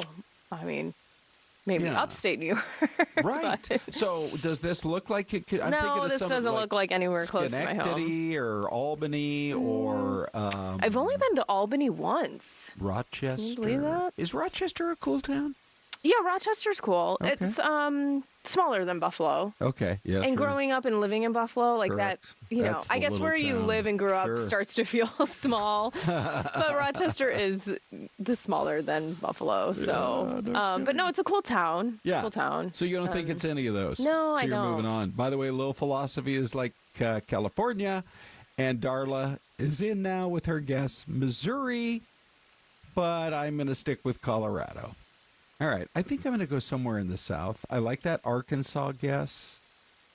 I have not been to that part. I've just driven through Arkansas once, and Little Rock was a cool town. I think I'll go with Arkansas. How about you? Arkansas? Okay. That's Frankie's guess. I'll just stay New York. I don't Okay, know. ladies I don't and think that's right, gentlemen, here we go. Oh. What do you got? Uh-oh. Guys, we're so off. We're Okay. so off. Where camera am I? Right here. Okay. It's Maryville, Tennessee. Oh, really? Yeah. Okay, yeah, we were off just a little bit. Where is Maryville? We need to find out here on the streaming show. Maryville. I mean, I love to learn every day right along with you guys. So Maryville, it's in that area around Knoxville. And as you kind of go up into the Great Smoky Mountains, yeah, that is really, So it's to the west of Pigeon Forge and Gatlinburg. Right, south of Knoxville. South of Knoxville. And then, due west pretty much of Gatlinburg and Pigeon Forge. Mm-hmm. That whole area is so beautiful, despite the fact that Gatlinburg had that really bad fire, a little more than 10 years ago now. It burned up a lot of the forest land around there. It is still beautiful. Yeah, I guess I wouldn't expect Tennessee. Well, I guess certain areas of it can be flat, but I would have thought we would have saw more like hills. Yes, right. The Great Smokies, for sure. Okay, so when it comes to trees, right along with you guys, we do love to celebrate. I feel like the traditional kickoff to Christmas has happened because we kicked it off with KEZ 99.9 at about 7:15 this morning. Yeah, how'd that go? Corey the Elf was out there with Beth, and they flipped the switch. Oh, yay. It went great. Good. Corey the Elf had his usual poetry that it's always hilarious. It's so great. What was he doing? But then the other thing that is traditional, I think, has to do with what goes on in the far north end of the valley. Up there in Anthem, they have the North Phoenix outlets. They used to be called the outlets at Anthem. Now they're just the North Phoenix outlets. But the tree showed up today. Yes. And folks get so excited about this. Kids skip school. Well, not skip school because it's early enough for them to go and watch the tree come in. But they'll go with their family, watch the tree come in. Yeah. And it's a tradition for some of those folks. Here, let's show you. Here's what Danielle had for us. Well, good morning, everyone. We're here at the outlets in Anthem, and the tree has officially arrived. 70 foot. It is absolutely beautiful. They're going to spend the next 10 days or so decorating it with all the lights, the ornaments, everything, so it can be placed right here at the mall for everyone to enjoy. There's going to be a lighting ceremony happening on November 15th, so come check it out. And, of course, you can't have a Christmas event without Santa. That's right, That's Santa? Right. Absolutely. I am so happy to be here. I come here every year. This tree is amazing. Oh, the tree topper is incredible. It's beautiful. Yeah. And you know what? Come on out. We're going to have a great time together. And you children, you stay right where you're at, because right now you're on the nice list, but you got to stay that way. What about me, Santa? Am I on the nice list? You know what? You're on the very nice list. Ooh, absolutely. That's right. Yeah. For everyone listening out there, very nice list. I need lots of gifts. Yeah, absolutely. There you go. And then Santa, so, okay, we have the tree out here. It's going to be absolutely beautiful. Let's walk up because you have your own kind of little spot out here for people to come see you and take a picture. Right, absolutely. And I'm loving it. Every year I come here and it's just incredible. It is so pretty in here. Yeah, look at this. Amazing. So it is amazing. So folks can come here. They can see you. And how does it work? Well, you know what? When we come here, when you guys come here, I'm going to be sitting in my chair. You guys are going to come and take a picture with me. I'm going to find out what it is that you want for Christmas. And then afterwards, I go back to the North Pole. I talk to my head elf, and I tell him what the list looks like. And the other junior elves get together. They start working 24/7 to make sure everybody gets their presents. Amazing. And you're at the perfect place to get those presents, too. Yeah, if you forget anything, you're at the mall, right? At the mall. This is the place. This is it right here. Amazing. All right. Well, you're a busy man, Santa. We appreciate you so much. And as he mentioned, you guys are on the nice list right now, so don't mess things up. There's still time to mess things up, right, Yes, Santa? there is. You don't want to do that. Remember, homework is important. Minding mom and dad, that's important. Hopefully my daughter's listening to that.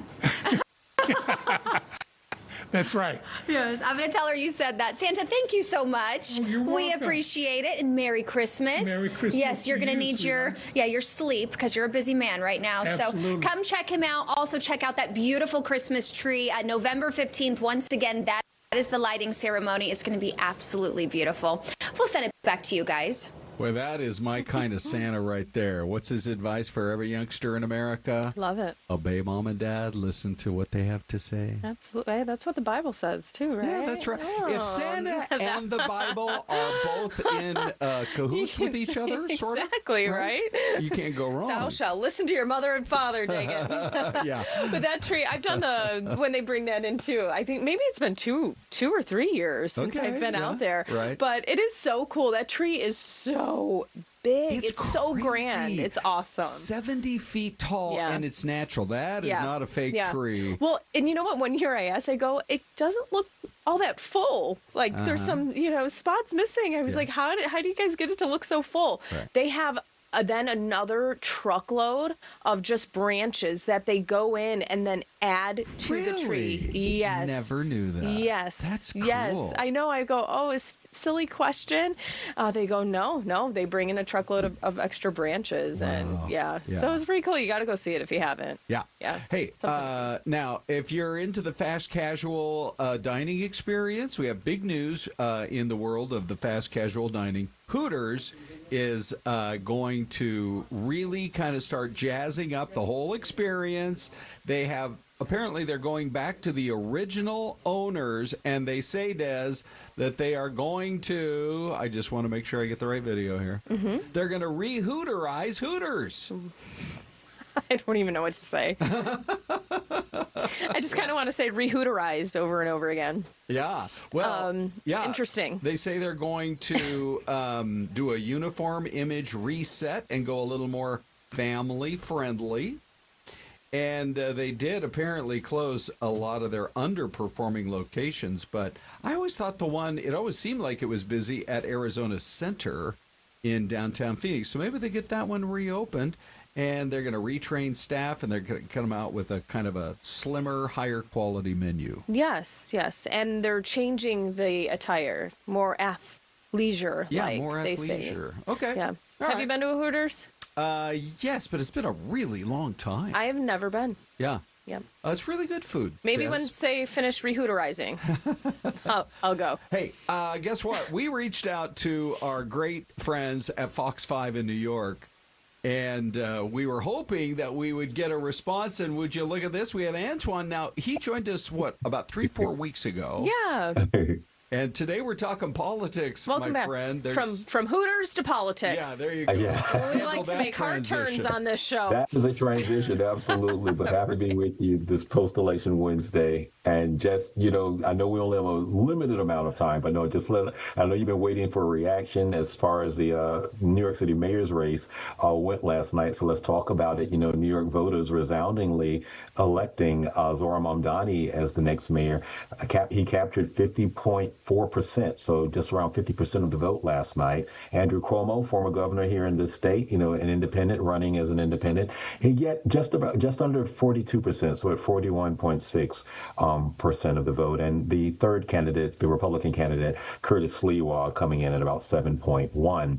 Now, as you all know, Mamdani ran on a bunch of social programs that apparently resonated with voters, I should say, and that pretty much is what propelled him to that. He also had a very sharply run social media campaign, 21st century campaign, if you will, in discussions that I had with our political reporter here, Morgan McKay, whom you all also know, and just that reaction today, we can tell you that it's still being processed, because it sent a message, if you will, across the country, not just to the opposite party, meaning Republicans, but within the Democratic establishment, because the majority of those who elected Mamdani, as far as exit polls go, a significant number of those were people closer to his age, 34. So we're talking about younger voters, mostly younger Democrats, who supported him. So I think that a number of the old guard, the senior guard, should probably look at this as they're trying to process next steps,